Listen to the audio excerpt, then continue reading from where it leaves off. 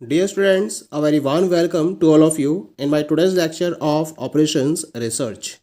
In today's example, we will discuss upon the next example on mixed constraint LP problem. Graphical method के help से हम discuss करेंगे mixed constraint LP problem के reference में. Further example को example दे रखा है आपको यहाँ पर.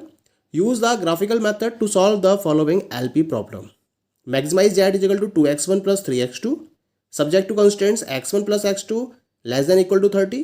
Second one is x2 is more than equal to 3. Third one is x2 is more than equal to 0 less than equal to 12. Fourth one is x1 is greater than equal to 0 and less than equal to 20. And the last one is the x1 minus x2 is greater than or equal to 0 and x1 comma x2 is greater than equal to 0. तो ये mathematical model आपको दे रखा है यहाँ पर. तो यहाँ पर ग्राफिकल मेथड के हेल्प से मुझे इसके ऑप्टिमल सॉल्यूशन को फाइंड आउट करना है. तो इसके लिए सबसे पहले तो हम वही कंडीशन फॉलो करेंगे जो इसके इनइक्वलिटी कंस्ट्रेंट्स हैं. पहले इसको मैं इक्वलिटी में कन्वर्ट करूँगा. ठीक है, तो पहला स्टेप रहेगा हमारे इसके अंदर convert inequality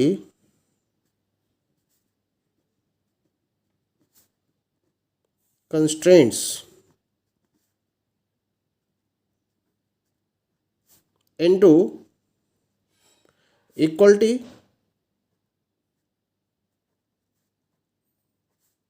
and find coordinates.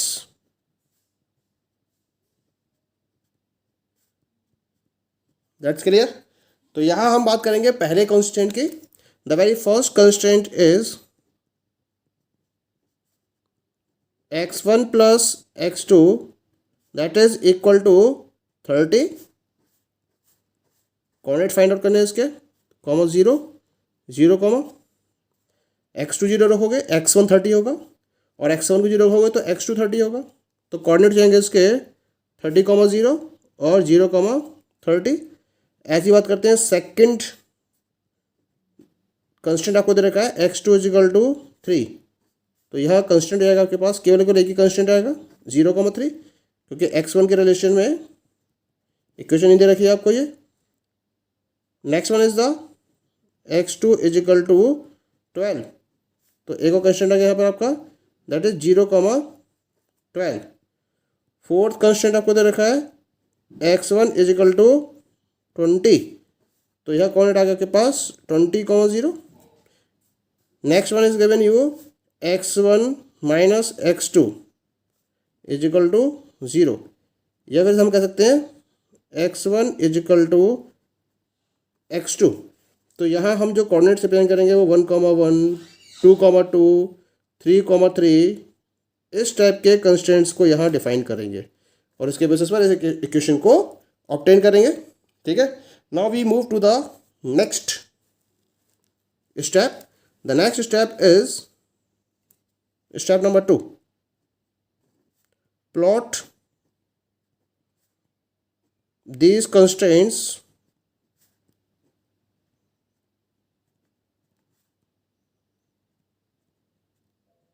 on graph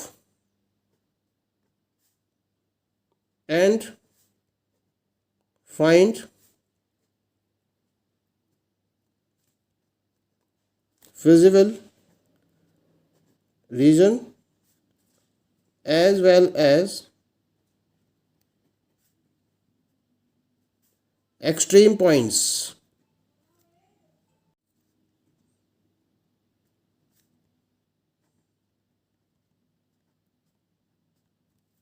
Now we will draw a curve और कर्व में x1 और x2 एक्सिस को फॉलो करेंगे. यहाँ जो आपके पास मैक्सिमम वैल्यू दे रखी है कोऑर्डिनेट्स में दैट इज गिवन यू 30. तो इस 30 के करस्पॉन्डिंग हम एक प्रॉपर स्केल को यहाँ काउंट कर लेते हैं. ठीक है, और इसके अकॉर्डिंग हम स्केल को डिफाइन कर देते हैं.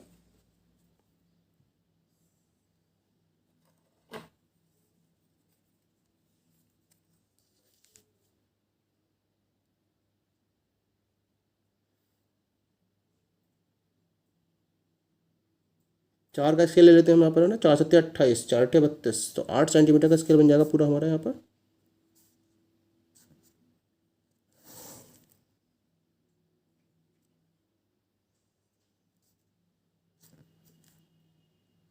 दो, तीन, 4, 5, 6, 7, 8, 9, जो कि हमारा x1। अब हम बात करेंगे x2 की। तो यहाँ x2 के करस्पॉन्डिंग हम यहाँ पर एक स्केल फॉलो कर लेते हैं, ठीक है। और now we will draw the scale. Scale के लिए मैं यहाँ पर इसको 1 सेंटीमीटर का स्केल में डिफाइन कर देता हूँ। 1, 2, 3, 4, 5, 6, 7, 8, 9, 10, ठीक है। तो यहाँ इसको डिफाइन कर दिया मैंने, इसे मैंने कंसीडर कर लिया x1 और इसे मैंने कंसीडर करा है x2।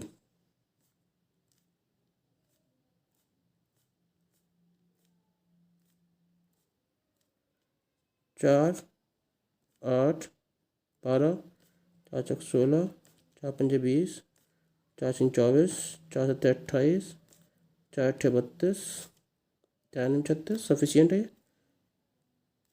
ऐसे यहाँ पर 4, 8, 12, 16, 20, 24, 8 32, 4 36 और 4 40। तो इस तरह से मेरे पास ये कंप्लीट स्केल तैयार हो चुका है x1 और x2 के करस्पॉन्डिंग। अब मुझे कंस्ट्रेंट्स को रिप्रेजेंट करना है यहाँ पर, और कंस्ट्रेंट्स के लिए मैं कोऑर्डिनेट्स को डिफाइन करूँगा। द फर्स्ट वन इज 30,0, 0,30, 30,0, 28 और 32 के बिल्कुल मिडिल में आएगा ये, 28 एंड 32 के बिल्कुल मिडिल में ये कोऑर्डिनेट आ गया आपके पास 30,0 और 0,30 ये भी 28, 24 के बाद ये 28 आएगा, 24 ये होगा 28, ये होगा 32,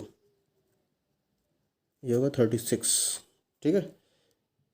तो यहाँ इसको हम 24 और 28 के बीच में रिप्रेजेंट कर देते हैं।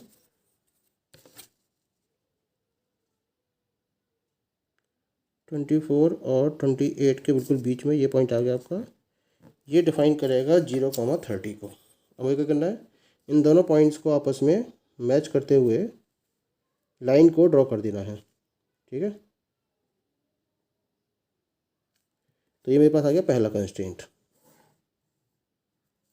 ठीक है। तो this is the very first constraint. Now come to the second one. Second one is the 0,3, 0,3, ये 3 आएगा आपका 4 के डाउन में, क्योंकि हमने 4 का स्केल लिया और 1 सेंटीमीटर से रिप्रेजेंट कर रहे हैं। इसका मतलब जो 1 पॉइंट होगा वो 2.5 को रिप्रेजेंट करेगा, 7.5 को रिप्रेजेंट करना है। इसका मतलब 3 के लिए 5, 6, 7 और 7 और 8 के बीच में ये 7.5, ये आ गया पॉइंट, जिसको मैं नाम दूंगा किसका, 0,3 का, ठीक है। तो ये पॉइंट आपके पास आ गया 0,3, और इस 0,3 से मैं क्या करूँगा, एक पैरेलल लाइन ड्रॉ करूँगा टू द x1 एक्सिस, ठीक है। एज ये आप देख रहे हैं यहाँ पर, ये मैंने पैरेलल लाइन ड्रॉ करी है। जाएगा आपके पास सेकंड कंस्ट्रेंट। थर्ड कंस्ट्रेंट क्या है आपका, थर्ड कंस्ट्रेंट इज 0,12, 0,12 ये आ गया पॉइंट आपके पास, ये ऑलरेडी आपने इसको डिफाइन कर रखा है, ठीक है। क्या करना है, यहाँ x1 के पैरेलल, x2 से x1 के पैरेलल एक लाइन को यहाँ ड्रॉ कर देना है। This line, this is the third line. ये जो थर्ड लाइन है वो x2 इजिकल टू 12 को प्रॉपरली रिप्रेजेंट कर रही है, that is clear. x1 equal to 20, तो x1 इजिकल टू 20 ये पॉइंट आ गया आपके पास। तो इस पर्टिकुलर पॉइंट से आप पैरेलल लाइन ड्रॉ कर दोगे x1 के, ठीक है। तो ये आपके पास लाइन आ गई, and this is the line representing fourth constraint, ये फोर्थ कंस्ट्रेंट को डिपेंड कर रहा है, ठीक है। जैसे हम नाम देंगे x1 इजिकल टू 20 का। अब हमारे पास जो लास्ट कंस्ट्रेंट बचा हुआ है x1 minus x2 equal to 0, यानी कि x1 इजिकल टू x2। तो उसके लिए मुझे कुछ इक्वल कोऑर्डिनेट्स को फॉलो करना पड़ेगा, जैसे 4,4।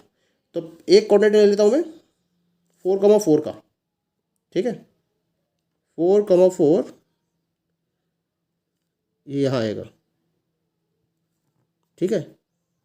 ऐसे ले लेते हैं 8,8 का कोऑर्डिनेट। तो 8,8 का कोऑर्डिनेट आएगा आपका इस तरह से, ये 8 और ये 8 यहाँ आएगा, ये आ गया। अब क्या करो, इन दोनों पॉइंट को सेंटर पॉइंट से मैच करते हुए ड्रॉ कर दो।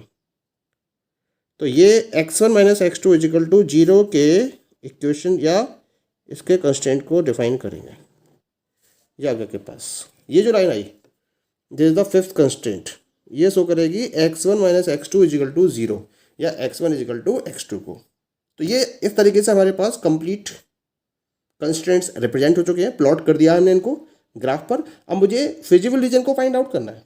तो फिजिबल रीजन को फाइंड आउट करने के लिए कंडीशंस को हम देख लेते हैं, क्या क्या कंडीशंस दे रखी हैं। पहली इक्वेशन के साथ में कंडीशंस हैं लेस देन इक्वल टू की, यानी कि इस पर्टिकुलर लाइन से अंदर का एरिया, ठीक है। दूसरी इक्वेशन है x2 is greater than equal to 3, ये दूसरी इक्वेशन ये रही, इससे ऊपर का एरिया, ठीक है। तीसरी इक्वेशन है x2 is less than equal to 12, यानी कि इस पर्टिकुलर लाइन से इनसाइड एरिया, ठीक है। यहाँ तक क्लियर हो गया हमारा। अब हम बात करते हैं, यानी कि x1 is less than equal to 20, यानी कि इस वाली लाइन से अंदर का एरिया, ठीक है। और चौथी इक्वेशन है that is x1 minus x2 is greater than equal to 0, यानी कि इस वाली लाइन से अंदर का एरिया ये कहलाएगा, ठीक है। जब ये एरिया आ जाएगा तो ऑटोमेटिकली आपको फिजिबल रीजन यहाँ दिखाई दे रहा है, and this is the feasible reason.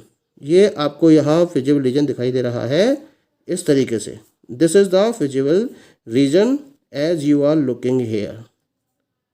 That is very clear to all of you. तो इस तरीके से हमारे पास यहाँ फिजिबल रीजन मिल चुका है। यहाँ पर जो हमारे एक्सट्रीम पॉइंट्स आए हैं दैट इज, हम इनको देख लेते हैं। ये तो हो गया आपका ए, ये हो गया एक्सट्रीम पॉइंट, इसे हमने नाम दे दिया बी। ये आ गया एक्सट्रीम पॉइंट सी, ये आ गया एक्सट्रीम पॉइंट डी, और ये पॉइंट आ गया extreme point E. Clear? Now we will determine the coordinates of these extreme points. A point की बात करते हैं। ए पॉइंट है ये x1 minus x2 equal to 0 पर, और इसके साथ साथ ये है 0,3 पर। तो इसके कोऑर्डिनेट आएंगे 3,3, क्योंकि दोनों ही बराबर होंगे। हमने मेजर नहीं किया इसको, लेकिन ये 3,3 ही बैठेगा according to the point, intersection point. B point की बात करते हैं। बी पॉइंट x1 के करस्पॉन्डिंग तो उसका आ गया कोऑर्डिनेट 20, और x2 के करस्पॉन्डिंग ये पॉइंट आ जाएगा इसका 3, तो इसके कोऑर्डिनेट आएंगे 20,3। सी की बात करते हैं। सी का x1 का जाएगा 20। अब x2 का हम चेक कर लेते हैं सी के लिए कि सी का x2 के करस्पॉन्डिंग पॉइंट क्या आएगा। तो C2 का जो पॉइंट आएगा x2 के करस्पॉन्डिंग, दैट इज जो चेकिंग हियर, ये आ गया पॉइंट यहाँ पर, ठीक है। सी पॉइंट का x1 के करस्पॉन्डिंग तो 20 आ जाएगा, और ये आएगा 8 और 2 10, यानी 20,10। और वैसे भी देखिए ये क्वेश्चन जो है पहली वाली x1 plus x2 equal to 30 है, इसमें x1 20 रखोगे तो x2 तो 10 ही बचेगा, तो इस वजह से 20,10 आ जाएगा। ऐसे डी पॉइंट की बात कर लेते हैं। तो डी पॉइंट का जो कोऑर्डिनेट है वो x2 का तो हो गया 12, x2 का हो गया ये 12, और x1 का क्या जाएगा, क्योंकि ये जो पॉइंट है ये x1 plus x2 equal to 30 पर है, और जब 12 रखोगे तो x1 इक्वल टू 30 माइनस 12 यानी कि 18 बचेगा। तो ये ऑटोमेटिकली जो पॉइंट आ जाएगा डी पॉइंट, ये आएगा 18,12, ठीक है। ऐसी जब हम बात करेंगे ई पॉइंट की, तो ये ई पॉइंट है, ये x2 तो 12 है इसका, और क्योंकि ये ई पॉइंट जो है वो फिफ्थ लाइन है कि x1 minus x2 equal to 0 पर है, तो इसका x1 कोऑर्डिनेट भी 12 ही होगा। जब इसको आप मेजर करोगे तो ई पॉइंट देखो 12 पर ही आ रहा है, और ये x2 भी 12 पर आ रहा है, तो इसका मतलब ये जो ई पॉइंट होगा वो 12,12 होगा। तो इस तरीके से आपके पास एक्सट्रीम पॉइंट्स आ चुके हैं। ए के 3,3, बी के 20,3, सी के 20,10, डी के 18,12, एंड ई के 12,12। अब हमें क्या करना है, इसमें से ऑप्टिमम सॉल्यूशन को फाइंड आउट करना है। अब इसके ऑप्टिमम सॉल्यूशन को फाइंड आउट करने के लिए मैंने यहाँ एक टेबल को ड्रॉ कर रखा है, जिसमें एक कॉलम में extreme points A B C D E को डिफाइन कर रखा है, दूसरी तरफ आपके कोऑर्डिनेट्स दे रखे हैं x1, x2, और तीसरी तरफ आपके पास है ऑब्जेक्टिव फंक्शन वैल्यू। और इस ऑब्जेक्टिव फंक्शन वैल्यू को प्रॉपर्ली डिफाइन करने के लिए हमने क्या करा है, ऑब्जेक्टिव फंक्शन का यहाँ नोट करा है। ऑब्जेक्टिव फंक्शन को z equal to 2x1 plus 3x2। पहले ए की बात करते हैं। ए के जो कोऑर्डिनेट्स हैं वो दे रखे हैं आपके पास 3,3। ठीक है, अब हम बात करेंगे about the coordinate of B. B के कोऑर्डिनेट्स आपके पास 20,3। सी के कोऑर्डिनेट्स आपके पास अवेलेबल हैं 20,10। डी के कोऑर्डिनेट्स आपके पास अवेलेबल हुए दैट इज 18,12। और ई के कोऑर्डिनेट्स आपके पास अवेलेबल हुए दैट इज 12,12। तो इस तरीके से आपके पास पांचों एक्सट्रीम पॉइंट्स के कोऑर्डिनेट्स अवेलेबल हैं। हमें क्या करना है, हर एक्सट्रीम पॉइंट के रिलेशन में जेड की वैल्यू को कैलकुलेट करना है। तो पहले बात करते हैं एक्सट्रीम पॉइंट ए के रिलेशन में। Z is equal to 2 into 3 plus 3 into 3, 2 into 3 equal to 6, और plus 3 into 3 equal to 9, 9 plus 6 equal to 15। अब बात करते हैं हम एक्सट्रीम पॉइंट बी के रिलेशन में। Z is equal to 2 into 20 plus 3 into 3, 2 into 20 यानी कि 40, और प्लस 3 इंटू 3 यानी कि 9, ये वैल्यू आ गया आपके पास 49। Now come to the point C. Z is equal to 2 into 20 plus 3 into 10, 2 into 20 यानी कि 40, 3 इंटू 10 यानी कि 30, 40 प्लस 30 यानी कि 70। अब बात करते हैं पॉइंट डी की। 2 इंटू 18 प्लस 3 इंटू 12, 2 इंटू 18 यानी कि 36, 12 इंटू 3 यानी कि 36, और ये आ गया 72। ठीक है, now come to the extreme point E. E के corresponding Z is equal to 2 into 12 plus 3 into 12, 2 into 12 यानी कि 24, 3 इंटू 12 यानी कि 36, 36 प्लस 24 दैट इज 60। तो इस तरह से आपके पास complete objective function values calculate हो चुकी है। अब हमें क्या करना है, हमें ऑप्टिमल सॉल्यूशन फाइंड आउट करना है। तो जो आपका ऑब्जेक्टिव फंक्शन है this is of maximise Z. ठीक है, and maximum value is 72 and this is corresponding to point D. तो हमारा ऑप्टिमल सॉल्यूशन यहां पर आ गया x1 18, x2 12, और मैक्सिमाइज जेड इजिकल टू 72। तो यहां लिखेंगे as maximum value of z is corresponding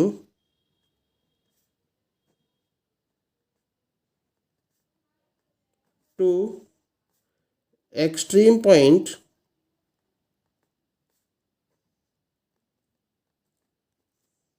D. So optimal solution will be, क्या होगा ऑप्टिमल सॉल्यूशन,